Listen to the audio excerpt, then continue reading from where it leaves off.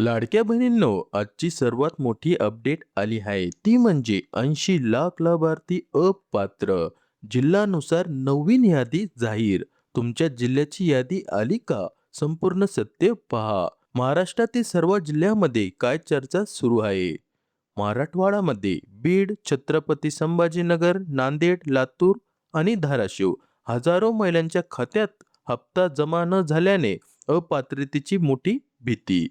पश्चिम महाराष्ट्रामध्ये Pune, Kolhapur, Solapur, Satara, Sangli bank DBT आणि ई-केवायसी त्रुटीमुळे यादीत नाव न दिसल्याची तक्रार. त्यानंतर उत्तर महाराष्ट्र, नाशिक, जळगाव, अहिलानगर, धुळे, नंदुरबार तालुका स्तरावर छाननी सुरू असून अर्ज बाद झाल्याची अफवा. त्यानंतर विदर्भ, नागपूर, अमरावती, यवतमाळ, बुलढाणा, चंद्रपूर दुहेरी फॉर्म व आयकर तपासणीमुळे महिलांमध्ये अस्वस्थता.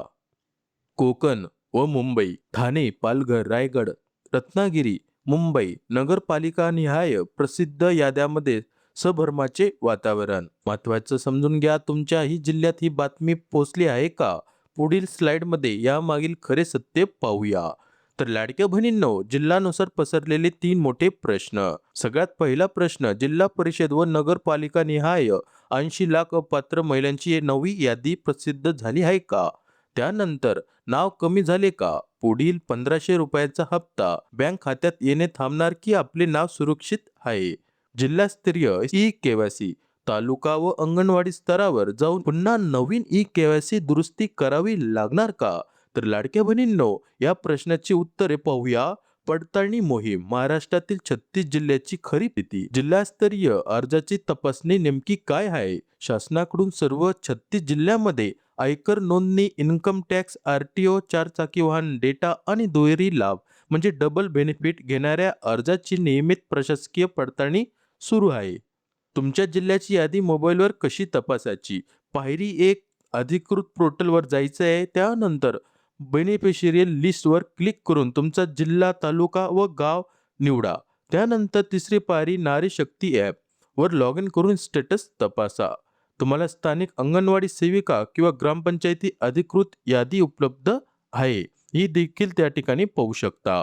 जिल्ह्यानुसार कोणत्या अर्जाची तपासणी सुरू आहे? तर लाडक्या बहिणींनो, उत्पन्न निकष, कुटुंबाचे वार्षिक उत्पन्न हे 2.5 लाखापेक्षा जास्त असणाऱ्या नोंदी. त्यानंतर दुहेरी अर्ज, एकाच कुटुंबात 2 पेक्षा जास्त अर्ज किंवा पुरुषांनी चुकीने केलेले अर्ज. शासकीय कर्मचारी, अर्ज करताना चुकून सरकारी कर्मचारी पर्याय निवडलेले अर्ज. त्यानंतर आरटीओ डेटा, कुटुंबात चारचाकी वाहन नोंदणी आढळलेले विशिष्ट अर्ज. तर लाडक्या बहिणींनो, अधिकृत खुलासा काय आहे? तर घाबरू नका, हे आहे खरोखर सत्य.